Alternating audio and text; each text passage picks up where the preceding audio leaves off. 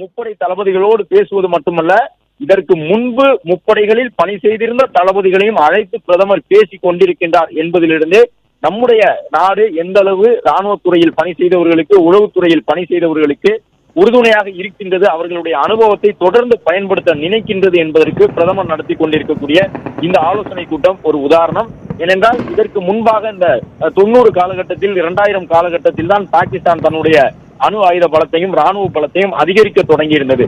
அந்த காலகட்டத்தில் நம்முடைய துறைகளில் முப்படைகளில் பணி செய்தவர்களுக்கு பாகிஸ்தானினுடைய ஒட்டுமொத்த பலம் என்ன, பலவீனம் என்ன, அவர்களுடைய ஆயுதங்கள் எல்லாம் எங்கே இருக்கின்றன என்ற விவரங்கள் முழுமையாக தெரியும். அது மட்டுமல்லாமல் 99 கார்கில் போர் வரை பாகிஸ்தான் எதிர்கொண்ட இந்தியாவிற்கு எதிரான 4 போர்களிலும் மண்ணை மட்டுமே கவ்வி இருந்தது. எனவே அதுபோன்ற தருணங்களில் நமக்கு சாதகமாக அமைந்த அம்சங்கள் என்ன என்பது தொடர்பாகவும் முப்படையில் பணி செய்திருந்த முன்னாள் தளபதிகளும் பிரதமரை சந்தித்து விளக்கம் அளித்து வருகின்றார்கள். இந்த சந்திப்பின் பொழுது எடுக்கக்கூடிய முடிவுகள் அடிப்படையில் தான் இன்று இரவு பாகிஸ்தானுக்கு எதிரான நடவடிக்கைகள் இருக்கக்கூடும். ஏற்கனவே நேற்றைய தினமும் பாகிஸ்தான் இதே போன்றுதான் ஒரு சில ட்ரோன்களை அனுப்பியிருந்தது, ஏவுகணைகளை அனுப்பியிருந்தது. கிட்டத்தட்ட 50 ட்ரோன்களை பாகிஸ்தான் அனுப்பியிருந்த பொழுதும் அதில் ஒன்று கூட வெற்றிகரமாக தரையிறங்க முடியவில்லை. அனைத்து ட்ரோன்களையும் அழித்து ஒழித்திருந்தோம். இந்த நேரத்தில் துருக்கி என்கின்ற ஒரு நாடு தேவையில்லாமல் இந்த பிரச்சனையில் உள்நுழைந்திருப்பதையும் நம்முடைய வெளியுறவுத்துறை செயலாளரும் ராணுவத்துறை அதிகாரிகளும் செய்தியாளர் சந்திப்பிலே உறுதி செய்திருந்தார்கள். நேற்றைய தினமே கராச்சி தொடர்பான தகவல்களை நாம் பகிர்ந்த பொழுது கராச்சியிலே ஒரு சரக்கு விமானம் வந்திருக்கின்றது, அது துருக்கியில் இருந்து வந்ததாக தகவல் கிடைத்திருக்கின்றது என்ற செய்தியை பதிவு செய்திருந்தோம். இன்று நம்முடைய வெளியுறவுத்துறையின் செயலாளர் மற்றும் கர்னல் உள்ளிட்ட அந்த பெண் ராணுவத்துறை அதிகாரிகள் செய்தியாளர்களை சந்தித்த பொழுது அது தொடர்பாக விரிவான ஒரு விளக்கத்தை வழங்கியிருந்தார்கள். துருக்கி நாடு சரக்கு விமானம் என்ற பெயரிலே பாகிஸ்தான் எல்லைக்குள் ஊடுருவி பல ட்ரோன்களை வழங்கியிருக்கின்றது. அந்த துருக்கி நாட்டினுடைய ட்ரோன்கள் தான் இந்திய எல்லையை நோக்கி பாகிஸ்தானால் ஏவப்பட்ட பெரும்பாலான ட்ரோன்களாக இருந்தன என்பது தொடர்பான விவரங்களை நம்முடைய வெளியுறவுத்துறை செயலாளரும் ராணுவத்துறை அதிகாரிகளும் நாட்டு மக்களுக்கு தெரிவித்திருந்தார்கள். எனவே துருக்கி சரக்கு விமானத்தின் மூலமாக ஆயுதம் சப்ளை செய்யக்கூடிய பணியை தொடங்கி இருக்கின்றது பாகிஸ்தானுக்கு. அது மட்டுமல்லாமல் பயணிகள் விமானத்தை கேடயமாக பயன்படுத்தி பாகிஸ்தான் நாடு ஆயுதங்களை பரிமாறிக்கொண்டிருக்கின்றது. தேவையான இடங்களுக்கு ஆயுதங்களை எடுத்து செல்லுகின்றது. துருக்கி உள்ளிட்ட நாடுகளில் இருந்து ஆயுதங்களை எடுத்து வருவதற்கு ஒரு கேடயமாக பயணிகள் விமானத்தை பாகிஸ்தான் பயன்படுத்துகின்றது என்ற தகவலையும் அந்த செய்தியாளர் சந்திப்பின் பொழுது நம்முடைய ராணுவ அதிகாரிகள் உறுதி செய்திருந்தார்கள். எனவே அது குறித்தும் ஒரு சில நிலைப்பாடுகளை எடுக்க வேண்டிய தேவை இந்தியாவிற்கு ஏற்பட்டிருக்கின்றது. ஏனென்றால் பாகிஸ்தானை உலகளவில் தனிமைப்படுத்தி வைத்திருக்கின்றோம். பாகிஸ்தானுடன் போர் வந்தால் அந்த போருக்கு பின்னணியிலே சீனா பாகிஸ்தானுக்கு ஆதரவான ஒரு நிலைப்பாட்டை எடுக்கக்கூடும் என்றெல்லாம் கடந்த காலத்தில் பார்க்கப்பட்டது. ஆனால் இப்போது இருக்கக்கூடிய சீனாவினுடைய நிலைமை அதற்கு உகந்ததாக இல்லை.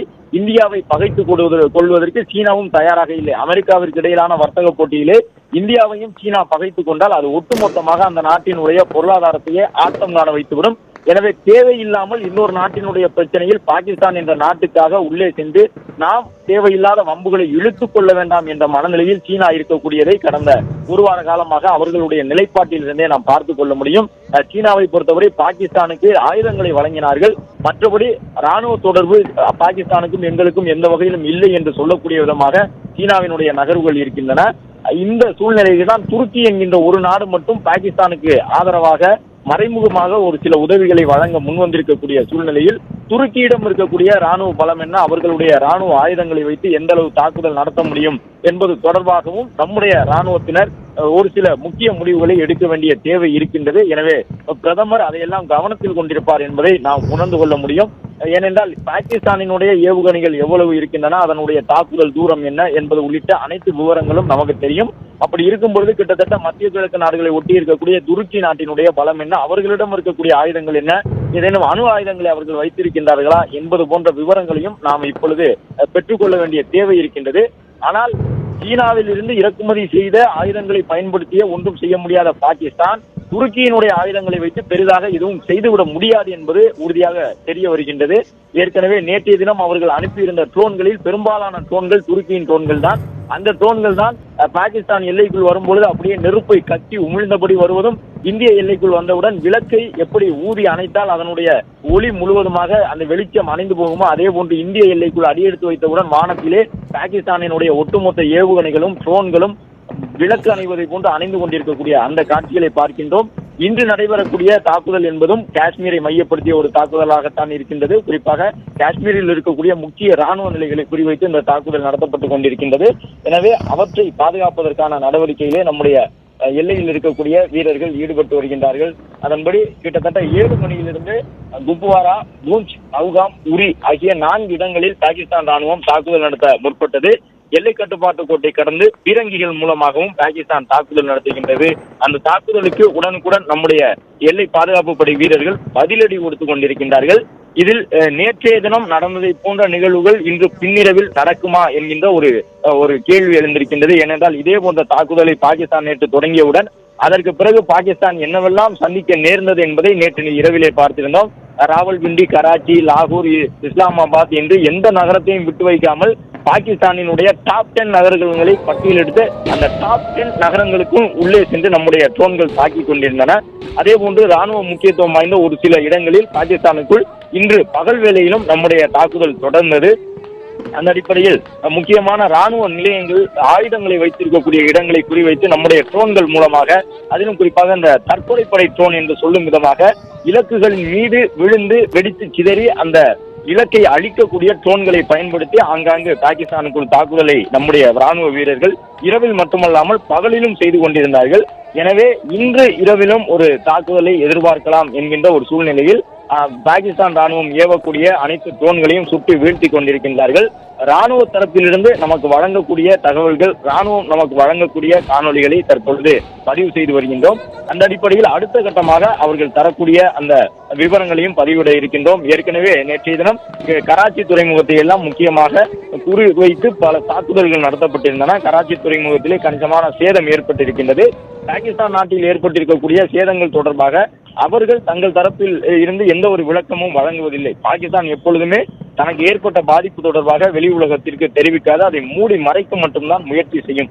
என்றாலும் கூட செயற்கைக்கோள் படங்கள் மூலமாகவும் பாகிஸ்தானுக்குள் இருக்கக்கூடிய உளவுத்துறையினர் மூலமாகவும் நமக்கு ஆதரவாக இருக்கக்கூடிய ஒரு சில ஏஜென்சிகள் மூலமாக உளவுத்துறை பெறக்கூடிய தகவல் அடிப்படையிலே பாகிஸ்தானில் ஏற்பட்டுக் கொண்டிருக்கக்கூடிய பாதிப்புகளை தொடர்பாக முழுமையான விவரங்கள் இந்திய ராணுவத்திற்கு கிடைக்கின்றது. அந்த அடிப்படையில் தான் அதில் எவற்றையெல்லாம் பகிர்ந்து கொள்ள வேண்டும், எவற்றையெல்லாம் பகிரக்கூடாது என்ற அடிப்படையிலே வெளியுறவுத்துறை செயலாளர் உள்ளிட்ட ராணுவத்தின் முக்கிய அதிகாரிகளும் இணைந்து செய்தியாளர் சந்திப்பு நடத்தி ஒவ்வொரு நாளும் நாட்டு மக்களுக்கு முன்பாக உரை நிகழ்த்தி கொண்டிருக்கின்றார்கள். அதே நேரம் பாகிஸ்தானினுடைய பயங்கரவாத அமைப்புகளை பொறுத்தவரை முழுவதுமாக நிலை தடுமாறி நிற்கின்றார்கள்.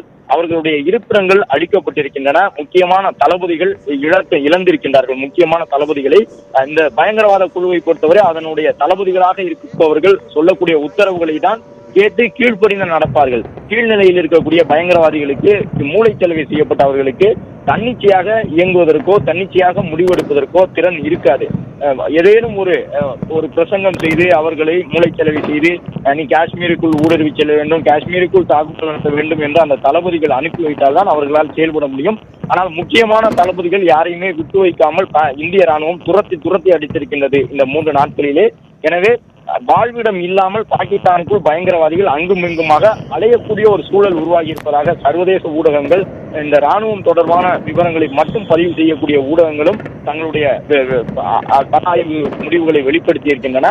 ஏனென்றால் பாகிஸ்தானிய மக்களுடைய மனநிலை இப்பொழுது முழுவதுமாக அந்த நாட்டினுடைய அரசுக்கு எதிராக திரும்பி இருக்கின்றது. அரசாங்கத்திற்கு எதிராகவே மக்கள் மனநிலை இருக்கும் பொழுது உள்ளூரில் இருக்கக்கூடிய பயங்கரவாத குழுக்களுக்கு எதிராக மக்கள் எந்த வகையிலும் ஆதரவு கொடுக்க மாட்டார்கள். எனவேதான் பாகிஸ்தானில் இருக்கக்கூடிய அந்த பயங்கரவாத அமைப்புகளை சார்ந்த நபர்கள் வெளி உலகத்திற்கு வெளிப்படையாக இயங்க முடியாமல் எங்கும் தங்குமிடம் இல்லாமல் அலைந்து கொண்டிருக்கின்றார்கள். இது பாகிஸ்தானில் பல ஆண்டுகளாக இருந்து வந்த பாகிஸ்தானினுடைய ராணுவத்துறை அமைச்சரே ஒத்துக்கொண்ட கிட்டத்தட்ட 30 ஆண்டுகளாக நாங்கள் தீவிரவாதிகளுக்கு தீனி போட்டு பாகிஸ்தானுக்குள் வளர்த்து கொண்டிருக்கின்றோம், நாங்கள் என்ன செய்வது, மேற்குலக நாடுகள் கொடுத்த நிர்பந்தத்தின் அடிப்படையில் தீவிரவாதத்தை வளர்த்து விட்டோம் என்று பாகிஸ்தான் நாட்டினுடைய பாதுகாப்புத்துறை அமைச்சரே அண்மையில் பேசியிருந்தார். அப்படிப்பட்ட பயங்கரவாதிகள், தீவிரவாதிகள் பாகிஸ்தானுக்குள் இருப்பதற்கு இடமில்லாமல் அலைந்து கொண்டிருக்கின்றார்கள். எனவே அவர்களுடைய வாழ்வாதாரம் முழுவதுமாக அங்கு அளிக்கப்பட்டிருக்கின்றது.